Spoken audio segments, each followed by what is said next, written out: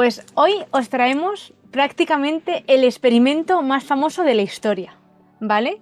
Que es el test de la golosina, o el experimento de las nubes de azúcar, o el experimento de los marshmallow. ¿Vale? Y bueno, hay que traerle un poquito a contexto de día de hoy. Vamos a explicar este experimento y luego vamos a explicar por qué lo hemos traído y por qué es de tanta relevancia. Vale. ¿Vale? Pues... yo no me lo he estudiado, así que cuenta tú, yo te dejo, yo sigo a lo mío. Tú sabes mucho de esto, ¿vale? La cuestión es que la pregunta que se hacían un poco es decir, si retrasar la gratificación y el nivel de bienestar general podía tener alguna consecuencia, ¿vale? Como el esperar. Pero ¿por qué surgió? ¿Por qué surgió lo del experimento? El experimento, ¿vale? Digamos que quien lo originó, ¿vale? Fue Walter Mischel en la Universidad de Stanford y lo realizó en 1972, ¿vale? Entonces tenemos que irnos un poquito a esa época, ¿vale? Y lo que hizo, vamos a explicarlo y luego vamos a explicar qué se quería ver. Vale.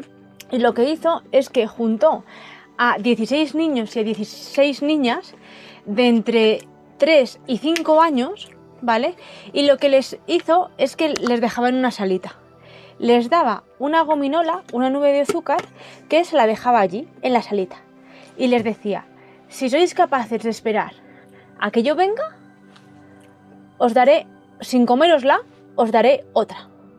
Y tendréis dos, ¿vale? Y entonces él se iba 15 minutos fuera, el niño se quedaba a solas con su golosina, le estaban grabando para ver un poco, le estaban viendo cómo reaccionaba, sí. ¿vale?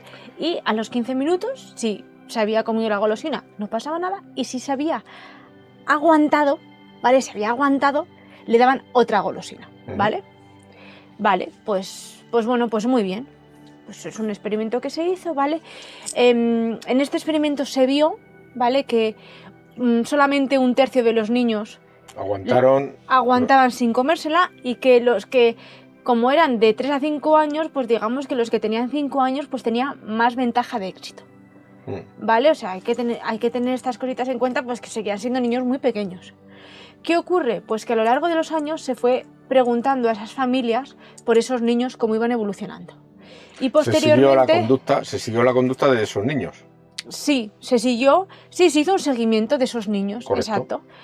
Y lo realmente sorprendente fue que a lo largo de los años, aquellos niños que habían sido capaces de aguantar la tentación de la golosina y esperar esos 15 minutos para tener dos golosinas, ¿vale? Digamos, esos niños que poseían ese autocontrol, se descubrió que eran más exitosos profesionalmente, que habían tenido mayor capacidad académica o mejores resultados académicos, que socialmente tenían relaciones más exitosas, que presentaban, tenían mejor salud y tenían menor tendencia a la obesidad, ¿vale? O sea, en general... Su vida era de mejor calidad que la... Su vida era... En general, hablamos de... Claro, en general. Era de mejor calidad, ¿vale? Entonces, aquí en este caso, ¿qué es lo que se quiso estudiar, ¿vale? Pues es que aquí ocurre una cosa muy curiosa, ¿vale? Cuando a ti te dan una gominola o cuando tú tienes que tomar una decisión en la que quieres algo, pero si esperas, puede ser que tengas mejores resultados. Que no sabes, porque tener en cuenta que es un niño de 5 años, sí, de pero, 5 o menos... No, pero me refiero a las personas en general.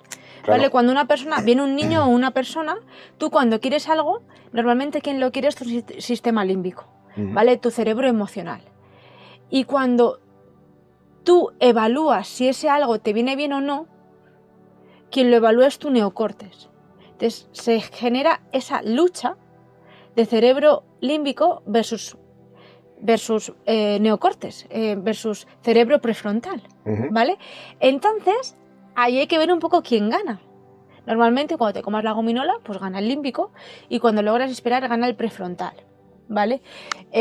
Al final son niños muy pequeñitos que su cerebro se está formando y por eso también se entiende que los niños más mayores han desarrollado un poquito más de raciocinio, tienen mayor comprensión, tienen está un poquito más desarrollada su prefrontal, entonces es lógico que quizás los de 5 años lo hagan mejor que los de 3.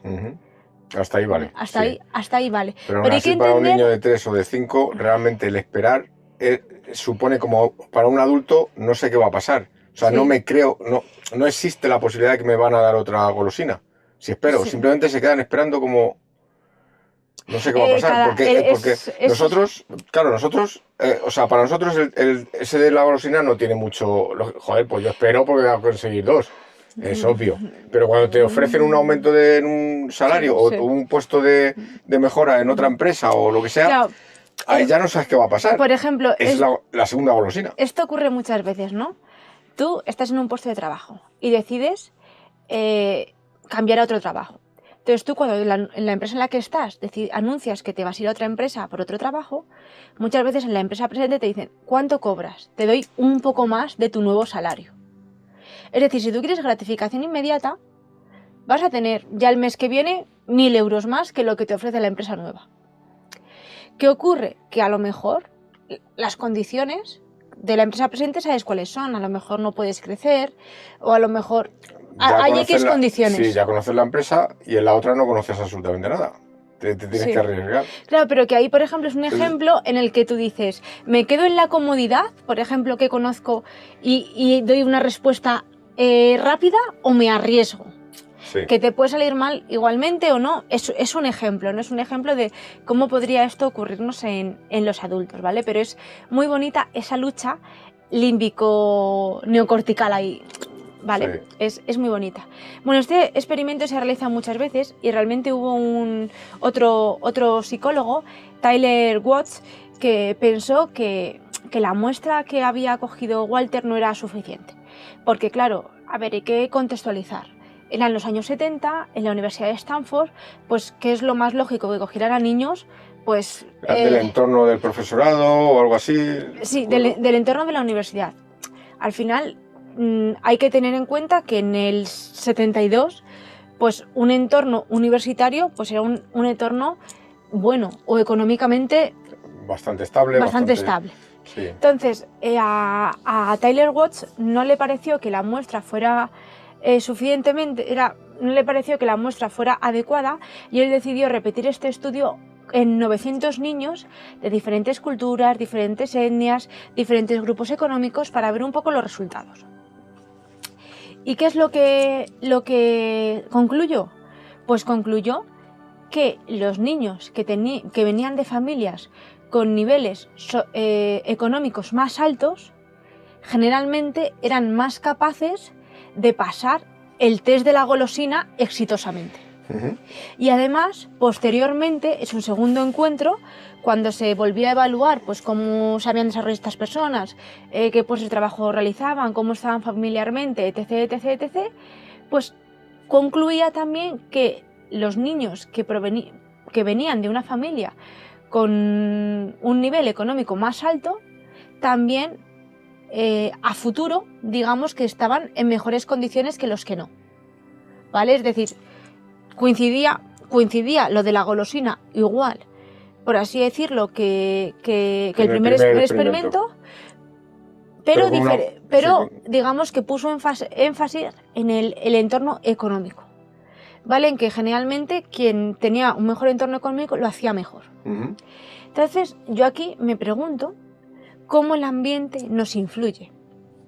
¿Vale? Ya hemos oído muchas veces, Oli, que, y esto no es de ahora, esto lo hemos escuchado muchísimas veces, de que, por ejemplo, un niño, ¿vale? Pues niños que desarrollan el lenguaje.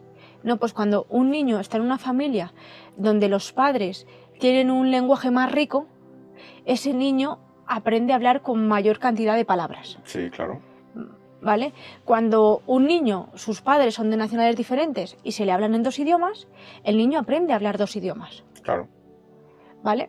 Entonces, claro, yo al final lo que me planteo también es que si realmente en algún momento el autocontrol te ayuda a ser más exitoso en el futuro, si tú vienes de familias más exitosas, es porque alguien en algún tipo de entorno ha tenido más autocontrol. Claro, es un tema de probabilidades también. es un tema de O sea, probabilidades.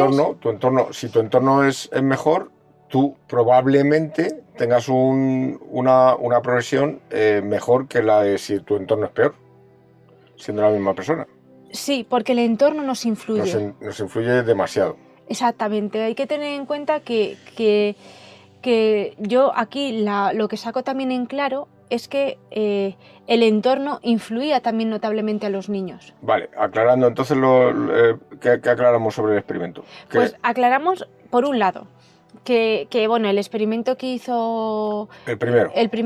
Walter Mischel, que ha sido repetido un montón de veces, Sí, pues se ha denotado que los niños que tenían más autocontrol, a la larga tenían mejor calidad de vida, claro. ¿vale? Y Esto, a posteriori, también Daniel Goleman, también ha dicho y ha estudiado y ha demostrado que el autocontrol es una característica súper importante en la inteligencia emocional. Las personas con inteligencia emocional son personas que tienen mucho autocontrol, y quienes carecen de ese autocontrol, de esa gratificación instantánea, les resulta mucho más difícil tener una regulación emocional, son más inestables. Lo tienes que leer, no te lo has aprendido de memoria. Sí, es que también, joder, es que es mucha información, ¿no? Leer mucha información.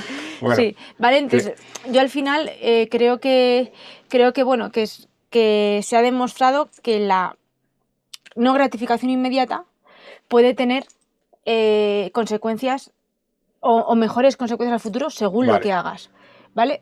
Esto es muy claro, el que estudia una oposición. Espera, que si me queda claro. O sea, el estudio, por un lado, se hizo buscando el tema del autocontrol, que era beneficioso, y por otro lado, de una forma, no sé si casual o causal, encontraron con que los niños que tenían mejor nivel socioeconómico en sus casas tenían mayor autocontrol. ¿Te entendió eso? Sí. Correcto. Sí. Vale, entonces nos centramos en que, bien, ese es un dato que es interesante saber, pero nos centramos en lo potente del experimento, que es el autocontrol. Claro, porque inicialmente lo que se quería estudiar es la importancia de esas negociaciones internas, del quiero, pero si soy capaz de aguantarme para tener algo mejor. Exactamente. ¿Vale? Esa negociación interna, porque si realmente busquéis en internet el experimento y veis imágenes de los niños, es súper gracioso como alguno se tapa los ojos para no ver la golosina y aguantar, como otro mira a otro lado, cómo se pone así, los niños realizan diferentes estrategias. Para intentar no sucumbir al poder de atracción de la golosina. Exacto, entonces lo que querían un poco, digamos, estudiar es la importancia de esas negociaciones, ¿vale? Si había algún tipo de repercusión positiva, el aguantarse o no, el reprimir un estímulo inmediato, ¿vale?